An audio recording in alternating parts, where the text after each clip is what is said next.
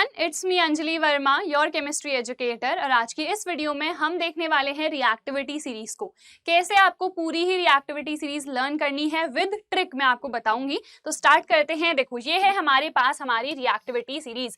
Reactivity series क्या होती है? एक ऐसी series of metals of those elements जिसमें हमें पता चलता है कि कौन सा जो एलिमेंट है वो ज्यादा रिएक्टिव है और कौन सा जो एलिमेंट है वो लेस रिएक्टिव है। ठीक है, तो एक सीरीज के फॉर्म में हम एलिमेंट्स को लिखते हैं। जो भी टॉप पे आते हैं वो मोस्ट रिएक्टिव होते हैं और जो भी बॉटम पे आते हैं वो क्या होते हैं? लीस्ट रिएक्टिव होते हैं। ठीक है, तो ये है हमारे पास रिएक्टिविटी सीरीज। बहुत ही सिंपल है। अब ये है रिएक्टिविटी सीरीज जिसमें ये सारे एलिमेंट्स, ये सारे मेटल्स हमको लर्न करने हैं। तो ट्रिक से लर्न करते हैं, बहुत इजीली हमको लर्न हो जाएगा। तो सबसे पहले है potassium, sodium, calcium, magnesium, aluminium, zinc, iron, lead, hydrogen, copper, mercury, silver and gold. तो हम क्या करेंगे, जो इनके सिंबल्स है ना उनकी हेल्प से लर्न करेंगे। ठीक है, तो लर्न करते हैं। कौवे ने कहा मोगली अब जिंदगी फटी पुरानी हो चुकी है, आगे आओ। ठीक है, बहुत सिंपल है।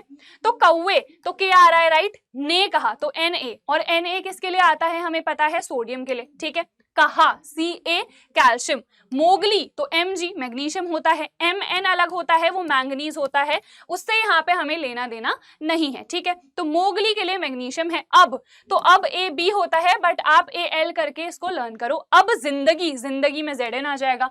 फटी के लिए क्या होगा? Fe, पुरानी के लिए Pb आ गया।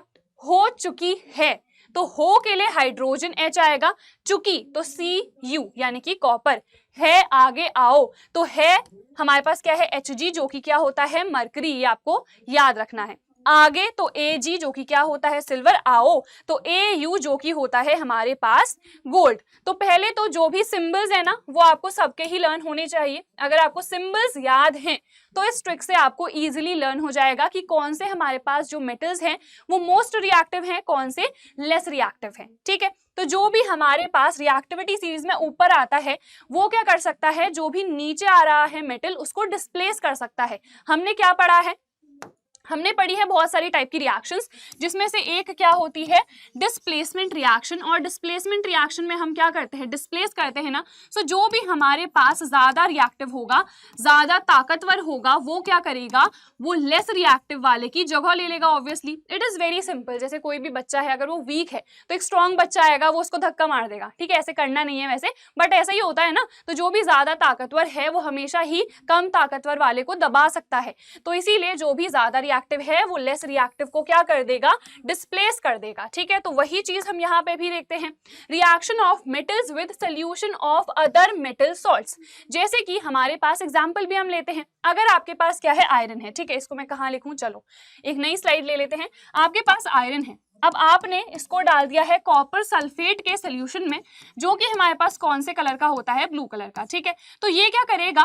कॉपर की जगह ले लेगा, क्योंकि अभी हमने रिएक्टिविटी सीरीज पढ़ी। ठीक है, अब उस रिएक्टिविटी सीरीज में मुझे क्लियरली दिख रहा है Fe यहाँ पे है और Cu यहाँ पे है, विच मीन्स ये क्या है? इससे ज्यादा रिएक्टिव है। तो बस वही चीज आ जाएगी।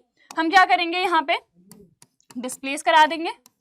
तो इसने क्या करा? इसको डिस्प्लेस कर दिया, बाहर निकाल दिया, तो कॉपर बाहर निकल गया और यहाँ पे Fe इसके साथ जुड़ गया। इसका कलर क्या था? ब्लू। यहाँ पे हमारे पास पेल ग्रीन कलर हो जाता है। ठीक है, और जो कॉपर होता है ना वो हमारा जनरली ब्राउन कलर का होता है। तो यहाँ पे अगर हम इस रिएक्शन को देखें, देखो यहाँ पे क्या हुआ है? ये आपके पास आयरन है। आयरन को आपने किस में इंसर्ट करा है? इसमें। ठीक है, और ये ब्लू ब्लू क्या है? हमारे पास CuSO4 है। अब जैसे ही रिएक्शन हुई तो क्या हुआ? देखो यहाँ पे कॉपर वायर दिख रहा है आपको, ये ब्राउन कलर का हो गया है। तो यहाँ पे ब्राउन कलर किसकी वजह से हुआ है? कॉपर के फॉर्मेशन की वजह से। ये जो पेल ग्रीन कलर आ गया है ना, ये FeSO4 के फॉर्मेशन की वजह से आया है। ठीक है, अब अगर हम इसकी उल्टी रिएक्शन देखें तो क्या वो पॉसिबल होगी?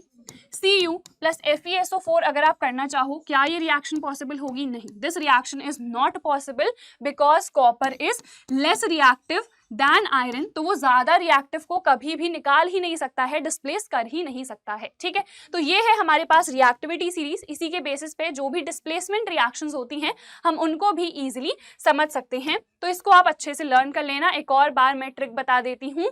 कौवे ने कहा मोगली अब जिंदगी फटी पुरानी हो चुकी है, आगे आओ। ठीक है, तो आई होप आपको ये वीडियो बहुत पसंद आई होगी। इसको ज्यादा से ज्यादा शेयर कर लेना अपने फ्रेंड्स के साथ। मिलते हैं नेक्स्ट वीडियो में। Till then bye everyone, take care. Care and all the very best.